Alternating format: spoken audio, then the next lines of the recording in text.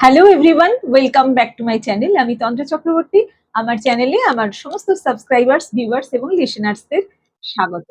আজ এমন একটা স্কিন কন্ডিশন নিয়ে কথা বলবো যেটা অনেকেই হয়তো ফেস করেছেন, কিন্তু সেটাকে সাধারণ ট্যান ভেবে তারা নানান রকম ঘষাঘষি করেছেন বা বিভিন্ন রকম কিচেন থেরাপি বা অনেক সময় কিছু ব্লিচিং এজেন্ট এই সমস্ত লাগিয়ে কিন্তু অনেক বিপদের সম্মুখীন হয়েছেন। সেইগুলো অ্যাকচুয়ালি কেন হয় আর কি করবেন, আজকের বিষয় কিন্তু সেটাই। শেষ পর্যন্ত শুনুন। আশা করি যারা এরকম সমস্যায় ভুগছেন তারা উপকৃত হবেন। অনেকে কিন্তু স্যালনে এসে অনেক সময় যে জায়গার প্যাচের কথা খুব বেশি বলেন সেটা হচ্ছে আমাদের ঘাড়ের কাছটা, অনেক সময় আর্মপিটে, আবার অনেক সময় গ্রয়েন্স বা উচকিতে একটা কালো প্যাচ হয়।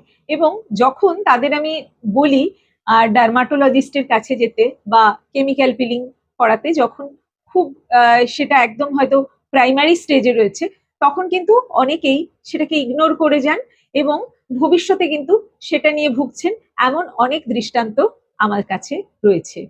তো সেই কারণেই বলছি, যখন এই ঘাড়ের কাছে ফোল্ড যেখানে আছে বা আমাদের এই আর্মপিটে বা আমাদের এই গ্রয়েন কুচকির কাছে যদি ওরকম ভেলভেটি থিক ডার্ক ব্রাউন বা ব্ল্যাক টাইপের প্যাচ দেখেন, তো সেটাকে কখনো ইগনোর করবেন না। এটা আসলে কিন্তু একটা স্কিন কন্ডিশন যার নাম অ্যাকান্থোসিস নাইগ্রাইক্যান্স। এটা বেশিরভাগ সময়ই ওই যে জায়গাগুলো বললাম ফোল্ড আছে যেখানে, সেই সব জায়গাতেই দেখা যায়। চরিত্রগতভাবে এরা একটা কালচে, অনেক সময় বাদামি, একটু থিক ভেলভেটি প্যাচেস টাইপের। এগুলো কিন্তু নানা কারণে হয়ে থাকে। আমরা যদিও এটাকে মনে করি ট্যান বলে ভুল ভাবি, আসলে এটা এমন কিছু ভিতরের সমস্যা থেকে তৈরি হয়।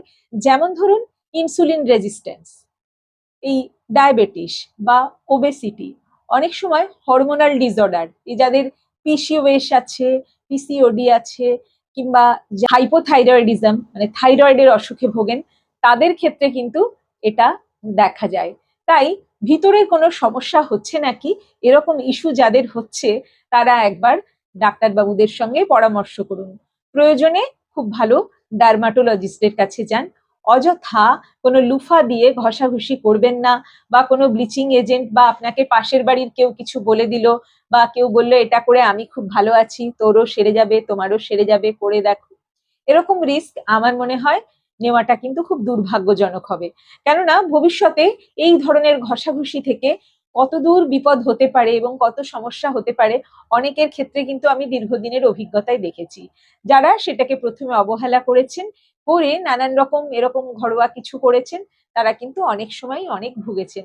তাই সেটা যাতে না হয়, সেই কারণেই বলবো যে রুট কজ গুলো কি।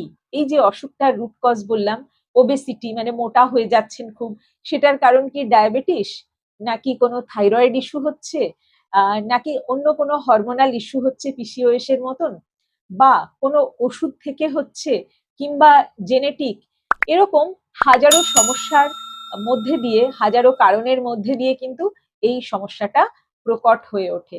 তাই আসলে আপনার কি হচ্ছে সেটা ভালোভাবে আগে জেনে নিয়ে তারপর কি করতে হবে সেটা একজন এক্সপার্টের কাছ থেকে মতামত নিয়ে, বা যদি ডার্মাটোলজিস্ট হন বা কোনো ডাক্তারবাবু যে কোনো স্ট্রিমের, তারা আপনাকে যেভাবে এটার সমাধান করতে বলবেন সেইভাবে করবেন। এটাই কিন্তু আমি একজন এস্থেটিশিয়ান হিসেবে, একজন বিউটি থেরাপিস্ট হিসেবে আপনাদের কাছে আমার অনুরোধ। আর যদি বলেন আমাদের কাছে এলে আমরা যারা এস্থেটিশিয়ান তারা কি করতে পারি, এক্ষেত্রে আমি অন্তত প্রথমেই বলবো, যদি সমস্যা আমাদের হাতের নাগালে থাকে, মানে আমরা যারা সার্টিফাইড এস্থেটিশিয়ান, যারা বিউটি পার্লার বা বিউটি ক্লিনিক চালাই, স্যালন চালাই, তাদের যেটুকু ক্ষমতা সেটুকুতে আমরা যা করতে পারি। অনেকে লেজার করতে পারেন, এক্সপার্ট যারা, যাদের কাছে, যারা দক্ষতা নিয়ে লেজার ট্রিটমেন্ট করেন, তাদের কাছে গেলে হয়তো শুরুর দিকে আপনার সমস্যার কিছুটা সমাধান হতে পারে। আবারও এটাও বলবো, আবারও যখন একদম শুরুতে যদি লেজার না করে কিছু কিছু কেমিক্যাল পিলিং আছে, সেগুলো আমরা যারা এই নিয়ে পড়াশুনো করেছি, সেটা টিসিএ হোক বা গ্লাইকলিক হোক বা যে কোনো মিক্সড পিল হোক, সেটা দিয়ে এবং home care, home remedies followed by, এরকম করতে যখন পারবো, যেটুকু আমাদের এখতিয়ারের মধ্যে আছে, তখন হয়তো একটু লাইট হবে। তো আসলে আপনার সমস্যাটার রুট কজ কি সেটা ডাক্তারবাবুদের কাছে জেনে এবং তার সমাধান করার চেষ্টা করলে আশা করি আপনারা ভালো থাকবেন। এটুকু আমার তরফ থেকে আপনাদের জন্য বলতে পারেন একটা অ্যাওয়ারনেস, সচেতনতা। যদি এই সচেতনতামূলক ভিডিওগুলো আপনাদের ভালো লাগে, আপনারা আমার চ্যানেল তন্দ্রার সাজাবো যতনে কাটোয়া সাবস্ক্রাইব করে বেল বাটন অল করে দেবেন, যাতে আমাদের তরফ থেকে কোনো ভিডিও মিস না করেন। আর আমিও এই সচেতনতামূলক পোস্টগুলো করে আপনাদের কিছু কাজে আসতে পারি। আমাদের Facebook page Tandra's makeup designing and beauty শ্যালো কাটোয়াতেও ফলো করতে পারেন। আমাদের ইনস্টাগ্রাম হ্যান্ডেল চক্রবর্তী 1-এও আপনারা ফলো করতে পারেন।